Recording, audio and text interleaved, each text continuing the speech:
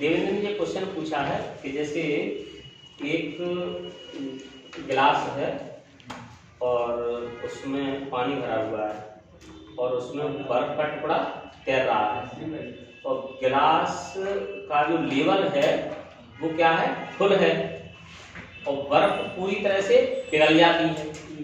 जब ये बर्फ पूरी तरह से पिघल जाती है तो बर्फ के पिघलने से बर्फ उतना वॉल्यूम डिस्प्लेस करेगी कितना, अपने जितना उसका वेट होता है, ठीक, जितना उसका वेट होता है, आइस का वेट होता है, अपने वेट के बराबर लिक्विड को डिस्प्लेस करती है। तो जैसे ही बर्फ पूरी तरह से पिघल जाती है तो उसका लेवल है वो क्या हो जाता है, सेम हो जाता है, ठीक, वो अपने भार के अपने वेट के बराबर वो लिक्विड को डिस्प्लेस करती है। तो जैसे ही वो पूरी तरह से पिघल जाएगी तो उसका लेवल है वो कैसा हो जाएगा, सेम लेवल हो जाएगा। वो जितना पहले था सेम नहीं, जितना पहले लेवल था उतना ही लेवल बना रहेगा, उसके लेवल में कोई अंतर नहीं आएगा। इसका कारण क्या है, क्योंकि बर्फ की डेंसिटी होती है वो वाटर से कम होती है, ठीक। और दूसरी बात, एक क्वेश्चन तुमको इसी से रिलेटेड एक बहुत अच्छा क्वेश्चन बताएं जो पिछली बार आ चुका है कि एक क्या है, एक अंदर की तरफ बोलो, अंदर की तरफ बोलो, एक जैसे एक गिलास में पानी भरा हुआ है और उसका टेम्परेचर है 4 degree Celsius, 4 degree Celsius temperature है उसका। अब उसका एक बार तो टेम्परेचर बढ़ाया जाता है और एक बार टेम्परेचर घटाया जाता है, ठीक। तो कौन से वाले केस में पानी फैल जाएगा,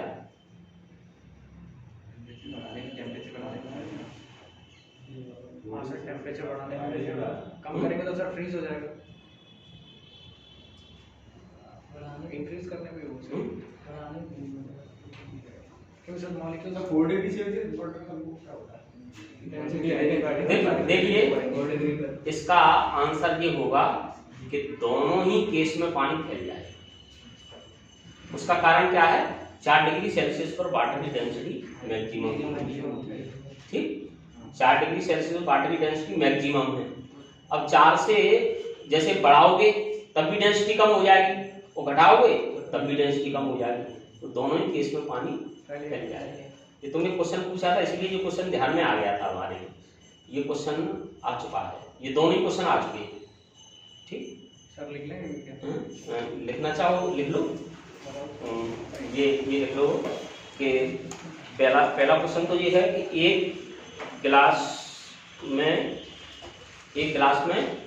बर्फ तैर रही है,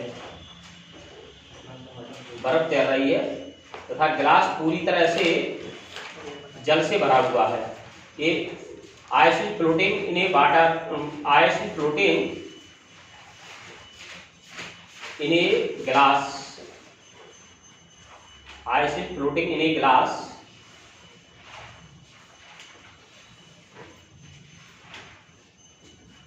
if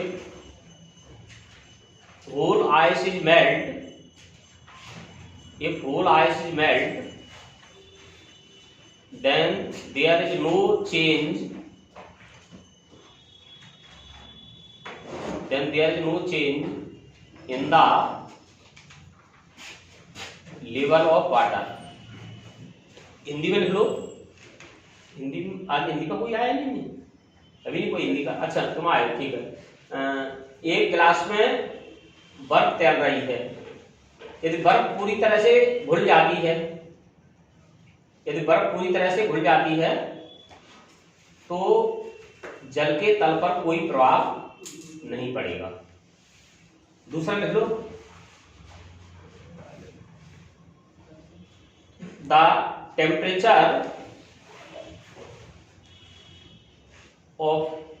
of water is 4 degree Celsius, जल का ताप 4 डिग्री सेल्सियस है। and it contains in a glass, और यह किसी गिलास में दिया गया है। The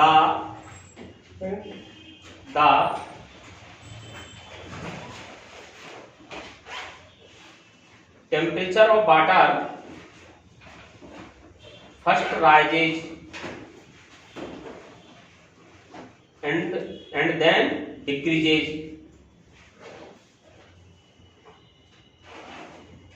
In both the case water is overflow. It is because the density of water is maximum at 4 degrees Celsius. Hindi में लिख लो तुम। एक गिलास में जल भरा हुआ है, जिसका ताप 4 डिग्री सेल्सियस है, यदि इसके ताप को बढ़ाया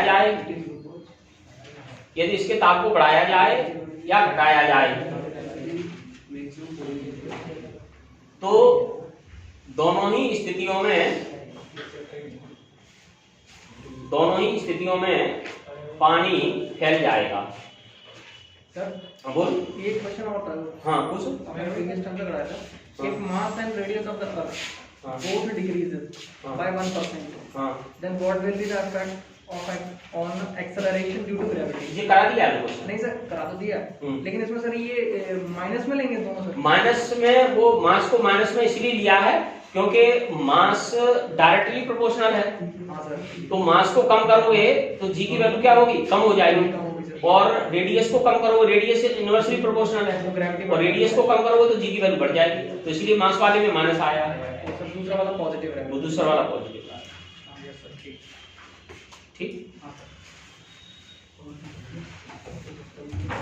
देखो, एक तुमको ग्रेविटी से रिलेटेड एक बहुत ही इंपॉर्टेंट कंसेप्ट बता रहे हैं, और ये डबल ए में आ चुका है।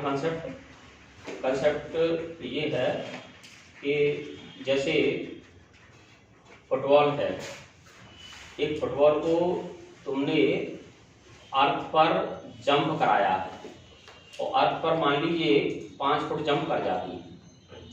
उसी फुटबॉल को अगर मून पर जंप कराएं तो मून पर कितने मीटर ऊंचाई तक चली जाएगी? तो 1/6 ज्यादा होगी।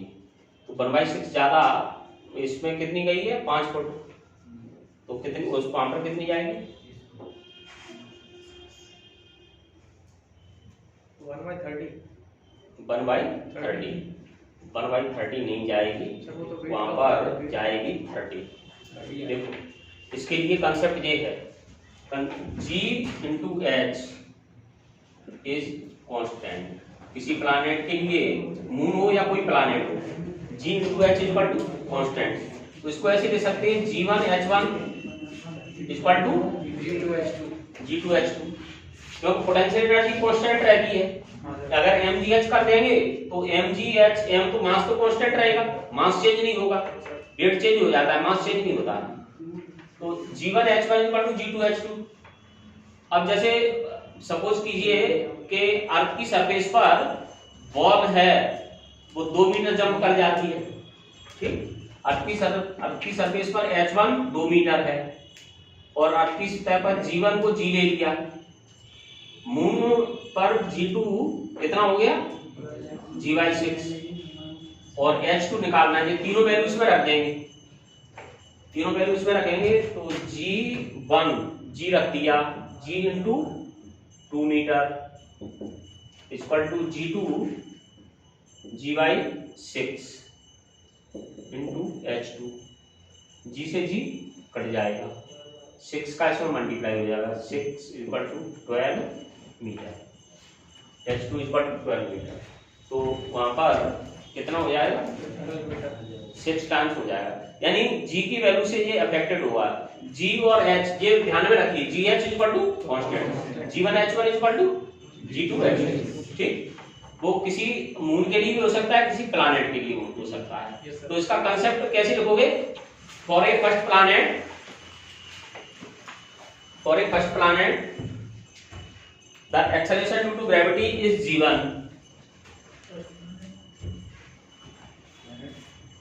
the acceleration due to gravity is G1 and height of jumping is H1. The Acceleration due to gravity is G1 and height is H1. And for second planet,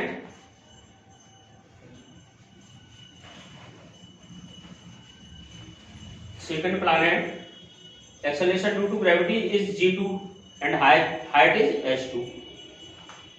Then H1 G1 equal to H2 G2। एक ग्रह पर गुरुत्वाकर्षण G1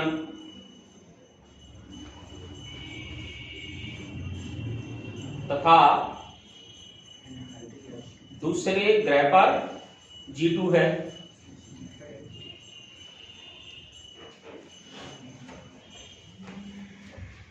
G2 है। यदि पहले उपग्रह पर ऊंचाई H1 और दूसरे पर H2 हो, तब G1 H1 बराबर G2 H2, G1 H1 बराबर G2 H2। अब तो क्वेश्चन बना लोगे। कैसे बनाओगे? अब फुटबॉल का बना लो, चाहे किसी व्यक्ति का बना लो। जैसे ये football can jump on earth up to 2 metre.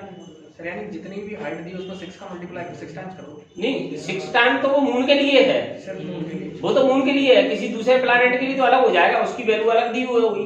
हाँ सर। ठीक, तो ये तो मून के लिए तो पता है G/6 है। अब जैसे मान लो किसी प्लैनेट की तुमको निकालनी भी पड़ी, ऐसा भी हो सकता है कि प्लैनेट की ग्रेविटी निकालनी भी पड़े, उसमें कुछ फैक्टर दिए हुए हैं और उस प्लैनेट पर जी की वैल्यू तुमको पहले निकालनी पड़ी और फिर उसमें फॉर्मूले में लगाना पड़ा, ऐसा भी हो सकता है। ठीक, तो ऐसे क्वेश्चन लिख लो। A football can jump on earth up to 2 metre. एक फुटबॉल पृथ्वी पर 2 मीटर जंप कर सकती है, 2 मीटर जंप कर सकती है। चंद्रमा पर यह कितने मीटर जंप कर सकेगी? चंद्रमा पर यह कितने मीटर जंप कर सकेगी?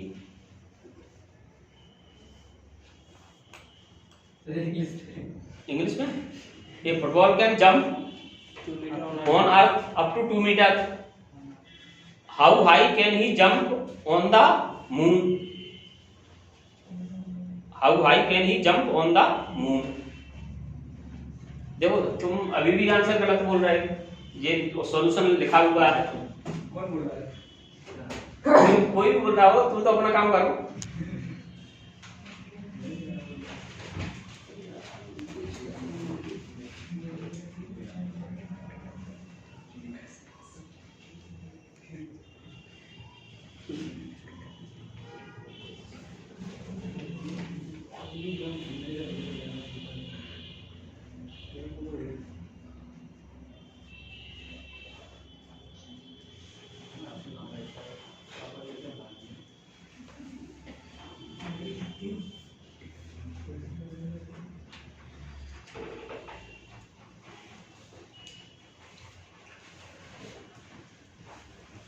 देखो इस फॉर्म, अब जैसे तुम ये कहोगे कि ये कंसेप्ट आ कहाँ से गया।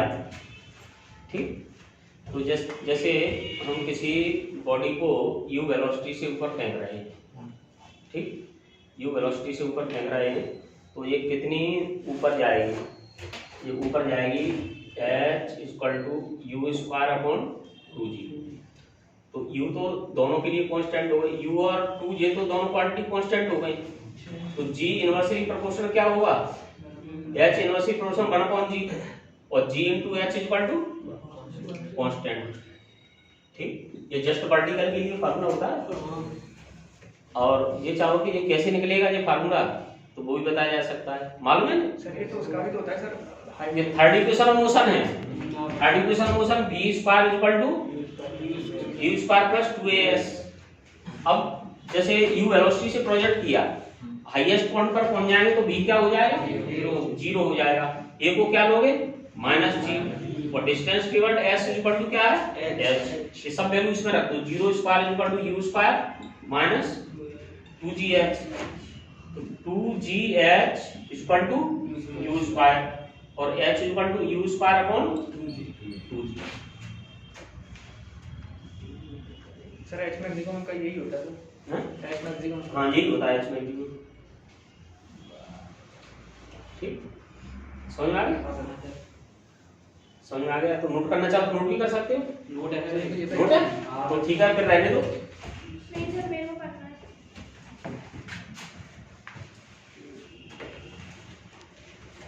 इधर वाली को तो मैं डाल दूं।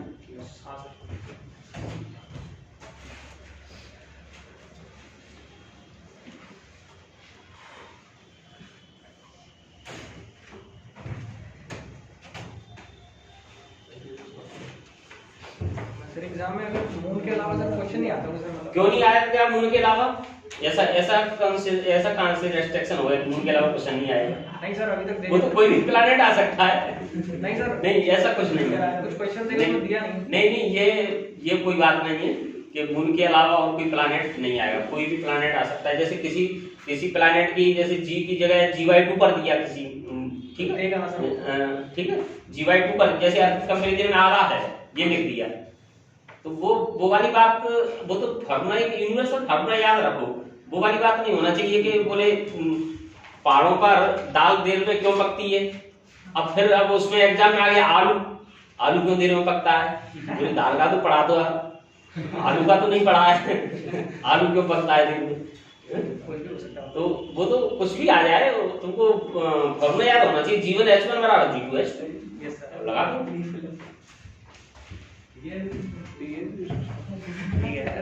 पूछ लिया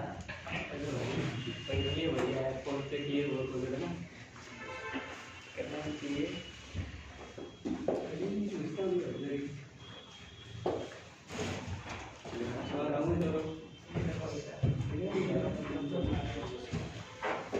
देखो ये वेरिएशन जी की वैल्यू में जो वेरिएशन हाइट के साथ भी होता है और डेप्थ के साथ भी होता है।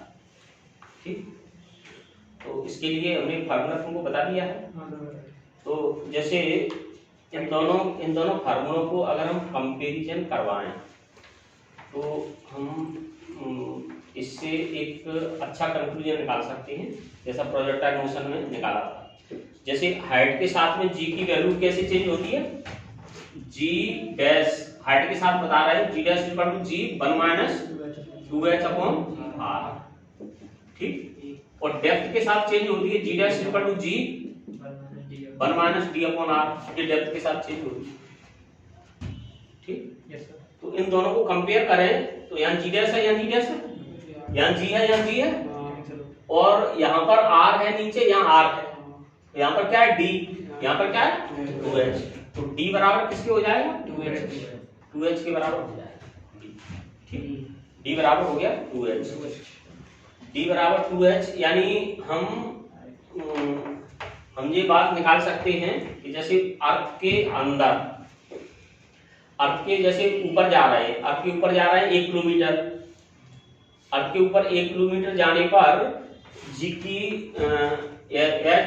h बराबर क्या लिखेंगे, 1 किलोमीटर, 1 किलोमीटर लिखेंगे, और उस समय d की वैल्यू कितनी हो जाएगी, 2 किलोमीटर।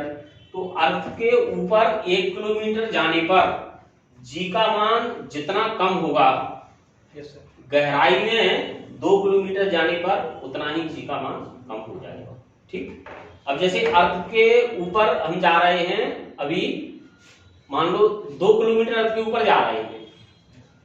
ठीक, अर्थ के ऊपर 2 किलोमीटर जा रहे हैं, तो गहराई में कितने किलोमीटर जाना पड़ेगा, 4 किलोमीटर। वही परिवर्तन 4 किलोमीटर पर आएगा।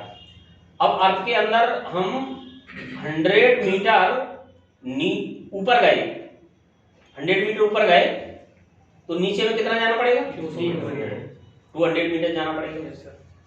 अब बताना है तुमको, अर्थ के अंदर हम 400 मीटर नीचे गए, अब ऊपर कितना जाना पड़ेगा? 200 मीटर जाना पड़ेगा। Yes, sir. ठीक, ये हमने उल्टा पूछ दिया है अभी, तो समझ में आ गया? हाँ सर। तो अर्थ के अंदर ये रिलेशन है, इसमें d बराबर 2h होता है, यानी अर्थ के ऊपर जितना हम जाएंगे उसका डबल गहराई में उसका उतना ही डबल डबल करना पड़ेगा। ठीक, तो इसका कंसेप्ट कैसे लिखोगे? पृथ्वी के अंदर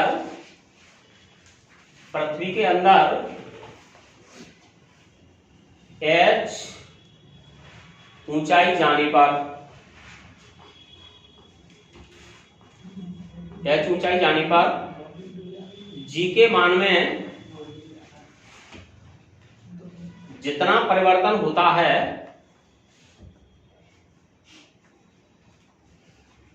उतना ही परिवर्तन 2h गहराई जाने पर होगा। इंग्लिश में लिखिए, the value of g changes in going above the surface of earth at a height h,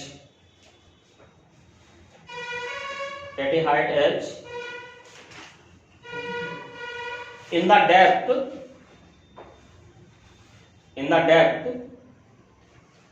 for same variation, in the depth for same variation the distance covered is 2h, distance covered is 2h।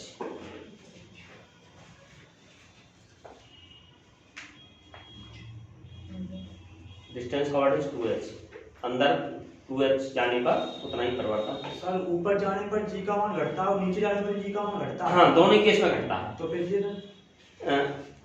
दोनों ही case में घटेगा। जैसे जितना देखो, जितना यहाँ पर जैसे तुम ऊपर की तरफ जा रहे हो 1 किलोमीटर, 1 किलोमीटर ऊपर की तरफ गए, तो जितना जी का मान कम हुआ, गहराई में 2 किलोमीटर जाना पड़ेगा, तब उतना जी का मान कम होगा।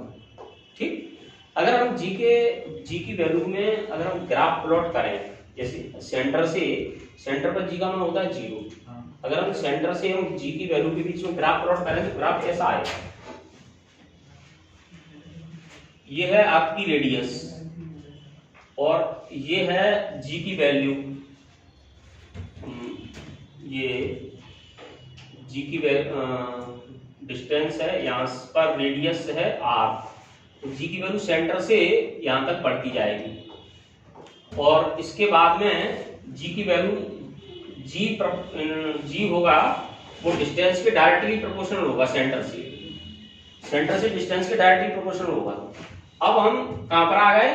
अब हम यहाँ पर आ गए अर्थ की सरफेस पर। ये डिस्टेंस किसके बराबर है? ये जैसे ये अपनी अर्थ है, ये अर्थ है और ये अर्थ का सेंटर है, तो सेंटर पर जी की वैल्यू कितनी होती है? 0। क्यों 0 होती है? क्योंकि यहाँ पर डी बराबर आर रख दो, डी बराबर आर रख दोगे तो जी की वैल्यू 0 हो जाएगी, तो सेंटर पे वैल्यू कितनी हो गई? 0।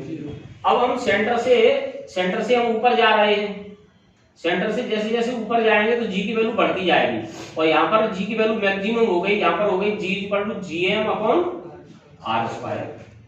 ये आ गए यहाँ पर।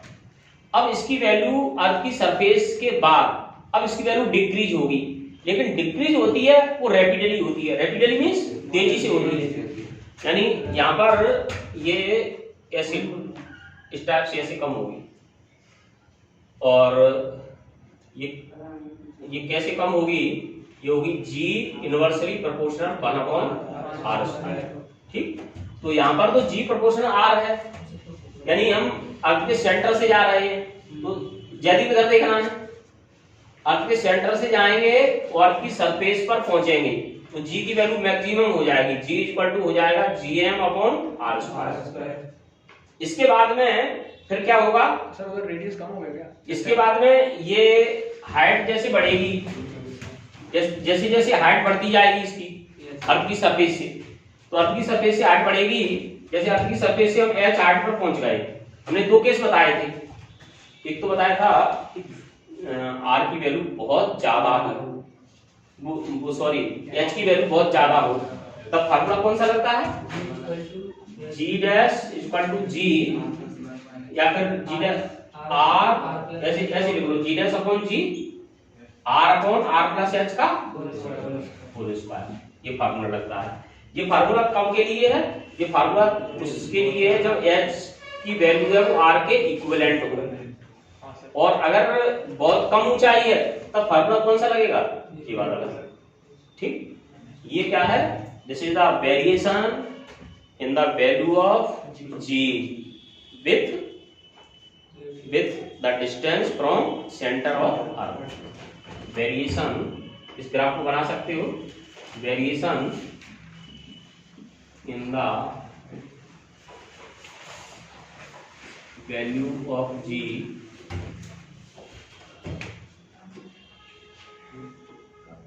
with a distance from the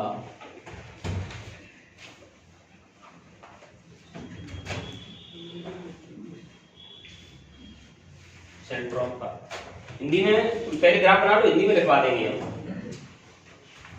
sir हाँ बोलो। हेडिंग वेरिएशन बस हेडिंग ये है कि जो नीचे लिखा हुआ है वो अपने आप में हेडिंग ही है।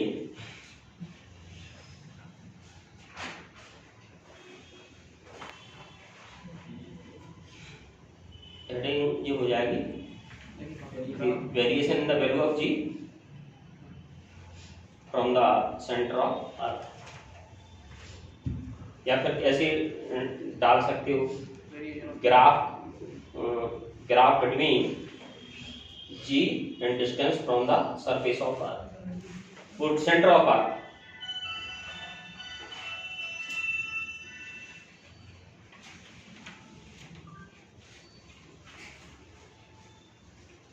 बोलना नहीं है, हिंदी में लिख लो, g के मान में,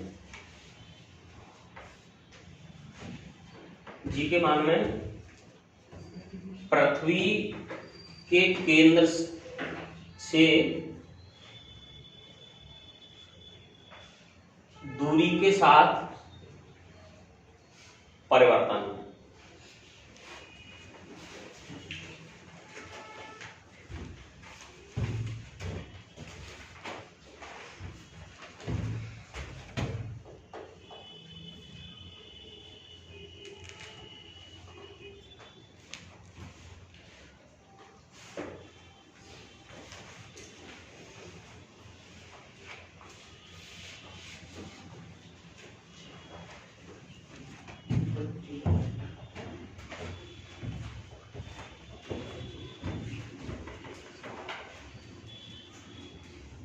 ये हमने कल क्वेश्चन करा दिया था क्या कि दो प्लैनेट है उनकी एवरेज डेंसिटी इक्वल है और रेडियस r1 नहीं कराया, तो देखो two planet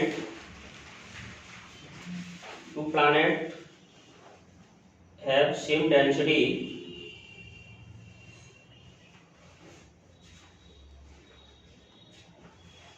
their radius are r1 and r2, their radius are r1 and r2,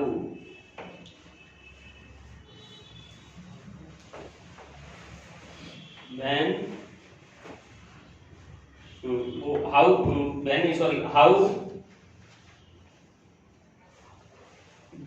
the ratio of their acceleration due to gravity changes, Hindi में देखो, 2 ग्रामों का औसत घनत्व समान है, 2 ग्रामों का औसत घनत्व समान है, तो उनके गुरुत्वीय त्वरणों का अनुपात किस प्रकार बदलेगा? गुरुत्वीय त्वरणों का अनुपात किस प्रकार बदलेगा? ये ऑप्शन दिए गए हैं, ये 4 ऑप्शन दिए गए हैं।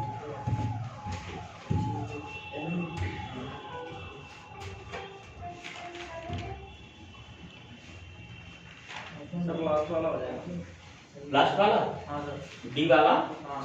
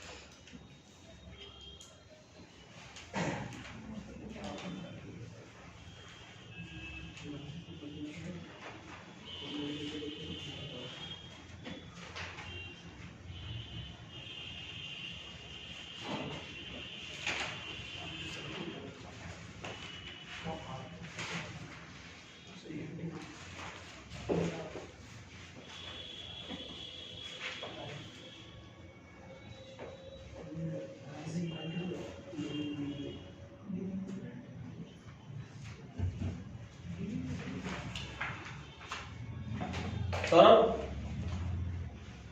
नहीं आ रहा है? पहला वाला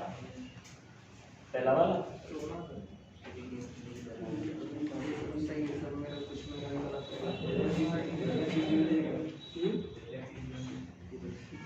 और किसी का आया? तीसरा सर। सर सी लग रहा है सर, सी है सर, सी वाला? सी है सर। पाल तुम्हारा कौन सा? सी वाला? अच्छा देखते हैं इसका सही है। देखो ये जी बराबर क्या होता है? GM/r², ये होता है, ठीक है। तो फिर कौन सा मान लेंगे सही? डी वाला। अब इसमें मास इक्वल टू क्या होता है? Volume into density. अर्थ की रेडियस r है, तो अर्थ स्फीयर का वॉल्यूम क्या होता है? m की वैल्यू इसमें रख दोगे, g 4/3 पाई r³ into D upon r²। अब d इसमें क्या है? कांस्टेंट है, ये g कांस्टेंट है, r² से ये कट जाएगा, एक r बचेगा, तो g प्रोपोर्शनल किसके हो जाएगा? r के। तो g1/g2 इक्वल टू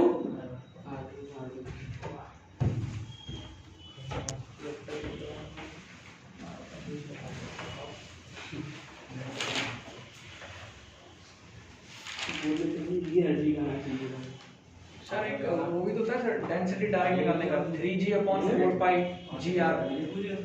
डेंसिटी और कौन सा फार्मूला है इसको निकाल देंगे? नहीं सर, वो को पढ़ा था, ये लिखा था डेंसिटी इक्वल टू 3g/4πgr लिखा था। तो सर अगर उसको रख के निकालें तो सर गलत आएगा। देखो उसको अब पता नहीं कौन सा फार्मूला बता रहे हो। डेंसिटी का ये फार्मूला होता है, density equal to mass upon volume होता है, और मास इक्वल टू होता है वॉल्यूम इनटू डेंसिटी। और कौन सा फार्मूला होता है डेंसिटी? सर 3g रखा सर, कल दिखाऊंगा सर नाम बोल रहे हैं।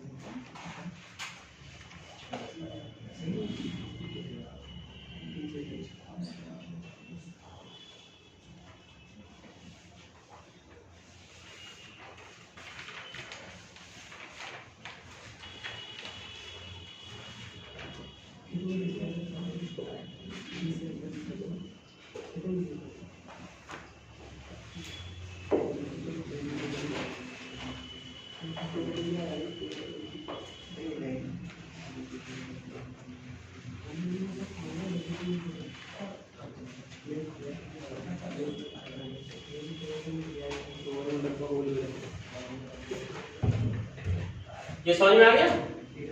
अगर देखो इसमें एक बात और है, अगर इसमें डेंसिटी कांस्टेंट नहीं होती, अगर डेंसिटी कांस्टेंट नहीं होती तो फिर ये फार्मूला ये बन जाता, इसमें ये जी प्रोपोर्शनल क्या हो जाता? आर डी हो जाता, यानी फार्मूला ये हो जाता d1/d2, ठीक। तो यहाँ नीचे इसके कॉन्सेप्ट ये लिखोगे, if D is not constant, if D is not constant then G1 upon G2 is equal to R1 D1 upon R2 D2. G is not constant, then G1 upon G2 is equal to R1 D1 upon R2 D2. यदि G नियत, यदि घनत्व नियत नहीं है, हिंदी में लिख लो, यदि घनत्व नियत नहीं है तो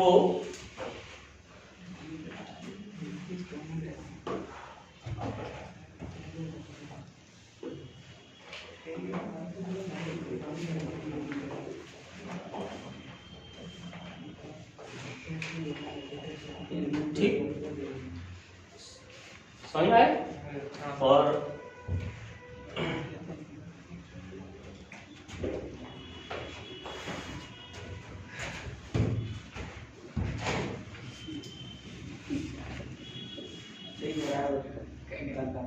ये दो वर्ड हैं, ग्रेविटेशन और ग्रेविटी, ठीक। तो इन दोनों में किस बात का अंतर है?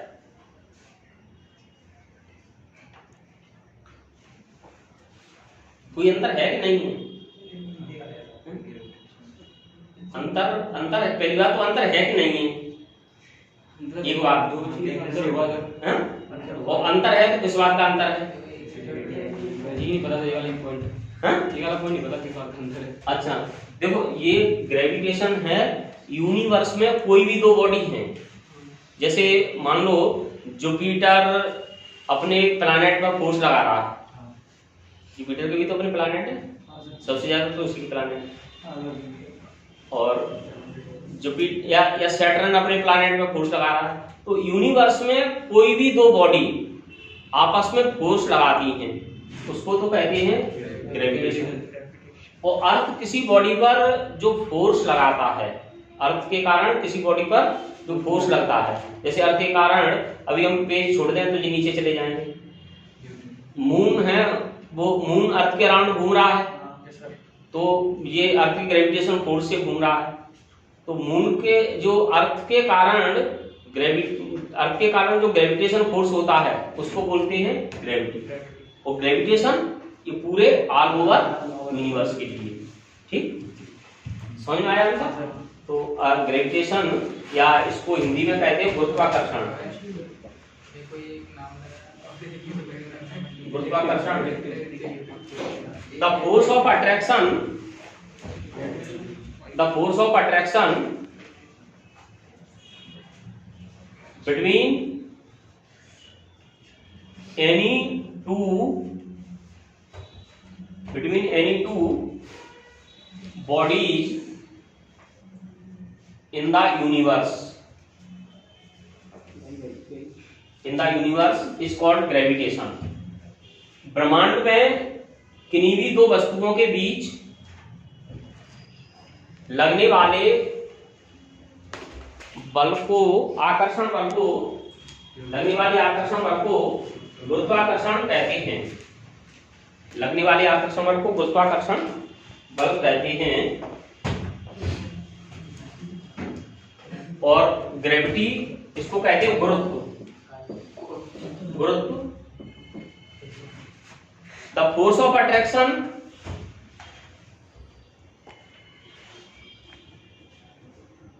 between the earth and any object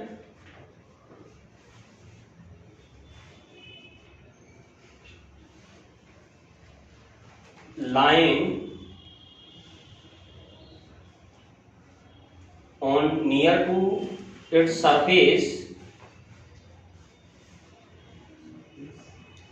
lying on near to its surface is called gravity। पृथ्वी के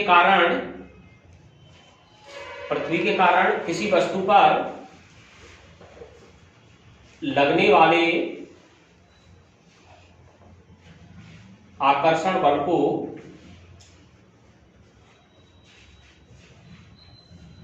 गुरुत्वाकर्षण बल कहते हैं।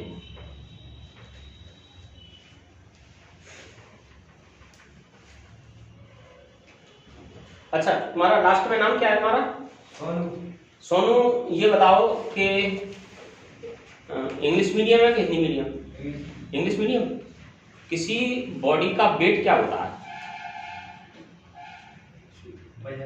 वजन। वेट वजन होता है। ये तुमने हिंदी बात कह दी, लेकिन उसकी डेफिनेशन क्या है वेट की, मालूम है क्या? नहीं मालूम है तो कोई बात नहीं, वेट की डेफिनेशन हमें बताओ। ध्यान नहीं आ रहा Sir, है। it is the product of mass and gravity. Mass and gravity. तो देखो वेट को कैसे, वेट को ऐसे डिफाइन करोगे। देखो जैसे ये बॉडी है, किसी बॉडी को अर्थ अपने सेंटर की तरफ जितने फोर्स से अट्रैक्ट करती है वो कहलाता है वेट ऑफ द बॉडी। ठीक, वेट ऑफ द बॉडी कहलाता है। अब पाल में बताओ, वेट स्केलर क्वांटिटी है vector quantity? Weight scalar quantity है। देखो वेट स्केलर क्वांटिटी क्यों नहीं है? क्योंकि वेट क्या होता है? फोर्स होता है, और फोर्स कैसी क्वांटिटी है? वेक्टर। तो वेट कैसी क्वांटिटी है? वेक्टर। मास स्केलर है। Mass is scalar quantity. Mass में कोई डायरेक्शन नहीं होती है। जैसे किसी दुकानदार से जैसे कहो कि हमें 2 किलोग्राम चीनी दे दो, लेकिन ये नहीं कहो हमें नॉर्थ डायरेक्शन में दे दो। तो मास इज ए स्केलर क्वांटिटी और वेट इज ए मास और वेट अलग अलग होती है, बहुत बड़ा अंतर है इन दोनों में। मास है amount of substance contained in a body is mass, m से डिनोट करती है। वेट w होता है m × g। इसमें एक्सेलरेशन ड्यू टू ग्रेविटी से मल्टीप्लाई कर दोगे तो वेट आ जाएगा। ठीक, जैसे किसी बॉडी का मास है 1 kg मास है, तो उसका वेट कितना होगा? वेट होगा 1 × 9.8 न्यूटन, ये उसका वेट होगा। ठीक, तो वेट क्या है? The force by which earth attracts a body towards its centre is called the wait of the body. ठीक, तो वेट की डेफिनेशन लिख लो। द फोर्स, वेट एडिंग डालोगे भार, हिंदी में भार। The force by which earth attracts a body towards its center is called weight of body, is called weight of body. It is given by W is equal to mg. It is given by W is equal to mg. Hindi में देखो, किसी वस्तु को पृथ्वी अपने केंद्र की ओर, किसी वस्तु को पृथ्वी अपने केंद्र की ओर जितने बल से आकर्षित करती है उसे उस वस्तु का भार कहते हैं। Weight is a vector quantity, भार सदिश राशि है, but mass is a scalar quantity, लेकिन द्रव्यमान अदिश राशि है।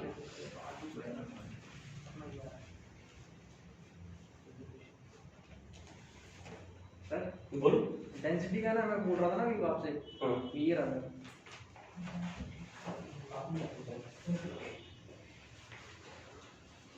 डेंसिटी ऑफ अर्थ, देखो वो निकलेगा उसी से, density equal to mass upon volume से निकलेगा। नहीं सर, फिर चेंज हो जाएगा। जैसे अभी आपने आंसर निकाला ना R1/R2, हाँ, इसको रखेंगे ना तो R2/R1 आ जाएगा। नहीं, वो फार्मूला है, वो किसी दूसरे रेस्पेक्ट में होगा। उसका ये तुमने डायरेक्ट लिख लिया है, डायरेक्ट फार्मूला लिखा है, वैल्यू तो तुमने सही लिखी है इसकी। हाँ सर। और ये डेंसिटी इतनी होती है 5.5 × 10³ 3 kg/m3, और ये formula density equal to mass upon volume से ही निकलेगा। सर ये फिर किसके लिए होगा? अभी बता देंगे इसको। देखो ये है एक्सेलरेशन ड्यू टू ग्रेविटी। क्या होता है कि जैसे किसी बॉडी में अर्थ की ग्रेविटेशनल फील्ड के कारण जो एक्सेलरेशन प्रोड्यूस होता है उसको कहते हैं एक्सेलरेशन ड्यू टू ग्रेविटी। और इसकी वैल्यू कितनी होती है 9.8 मीटर पर सेकंड स्क्वायर। लेकिन जो कैपिटल जी होता है universal gravitational constant, universal gravitational constant ये स्केलर क्वांटिटी है और एक्सेलरेशन ड्यू टू ग्रेविटी ये वेक्टर क्वांटिटी है। ये किधर लगता है नीचे सेंटर की तरफ लगता है। तो इसको ऐसे लिख सकते हो वेक्टर फॉर्म में, इसको ऐसे लिख सकते हो W=mg, ऐसे वेक्टर फॉर्म में ये लिख लो W=mg। तो ये इक्वेशन ये रिप्रेजेंट करती है कि अगर किसी वेक्टर में स्केलर का मल्टीप्लाई किया जाता है तो आपको वेक्टर क्वांटिटी मिलेगी। ठीक, किसी वेक्टर में if we multiplying a vector, दरअसल क्या है कि 11th की बुक है, 11th 12th की बुक है, इनको अगर अच्छी तरह से पढ़ा जाए तो कोई क्वेश्चन बाहर जा नहीं पाता, लेकिन बस उनको बस बात ये है उनको अच्छी तरह से पढ़ा जाए। अब ये कंसेप्ट उसमें एनसीईआरटी में 11th क्लास में दिया हुआ है। सर धीरे धीरे सब मिक्स हो जाते हैं, बहुत कॉन्सेप्ट धीरे सब मिक्स हो जा रहे हैं। तो मिक्स कैसे हो रहे हैं? एक कंसेप्ट एक ही होता है। कभी भी जी की वैल्यू 9.8 है तो 9.8 रहेगी। अब प्लेस चेंज कर दोगे तो चेंज हो जाएगी। प्लेस चेंज करने पर कैसे चेंज होगी?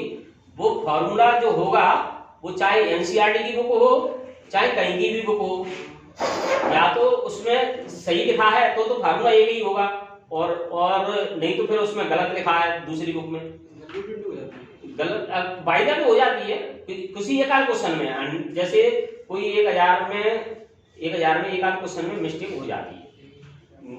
ये कहो कि 100% ट्रू कोई नहीं है, एनसीईआरटी में मिस्टेक बता दें। ऐसी बहुत सी लाइन है जहां पर मिस्टेक है एनसीईआरटी में।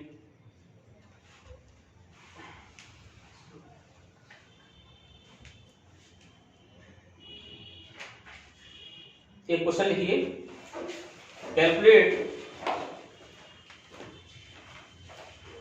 Calculate the force of attraction between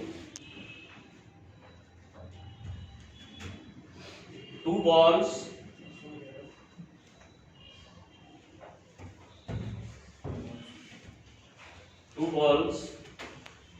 each of mass 1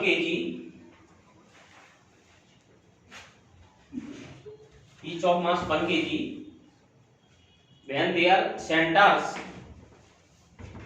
are 10 centimeter apart,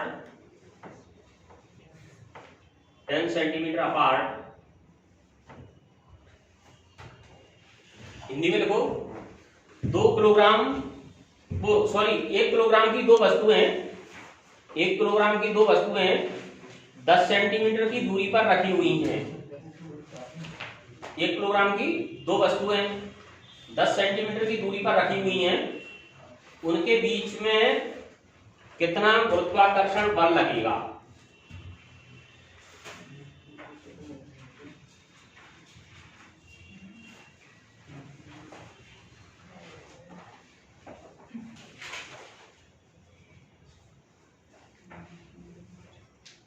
sir 6.67 हाँ into 10 to the power minus 12 10 to the power minus 12 -9 किसने बताया? सही आंसर है। ऊपर पॉजिटिव में चली जाएगी। ये m1 equal to m2 equal to 1 kg और उनके बीच में डिस्टेंस है 10 सेंटीमीटर। 10 सेंटीमीटर को मीटर में बदल दोगे, 10 को 100 से डिवाइड कर दोगे तो ये आ जाएगा 0.1 और अब फार्मूला लगा दोगे F equal to G m1 m2 upon d square या r स्क्वायर कुछ भी ले लो और F equal to 6.67 10 to the power minus 11 1 into 1 upon 0.1 का होल स्क्वायर। इसका होल स्क्वायर करोगे तो 0.01 आ जाएगा। 6.67 10 to the power minus 11 into 0.01। इसकी पावर कितनी हो जाएगी? माइनस की, ये ऊपर ले जाएंगे तो माइनस की पावर 2 हो जाएगी, वो प्लस की पावर 2 हो जाएंगी। या फिर ऐसा करो, इसको 100 से मल्टीप्लाई कर दो, इसको भी 100 से मल्टीप्लाई कर दो। ठीक, तो ये तो नीचे तो 1 हो गया और ऊपर कितना हो गया? ऊपर हो गया 6.67 into 10 to power minus 9 Newton.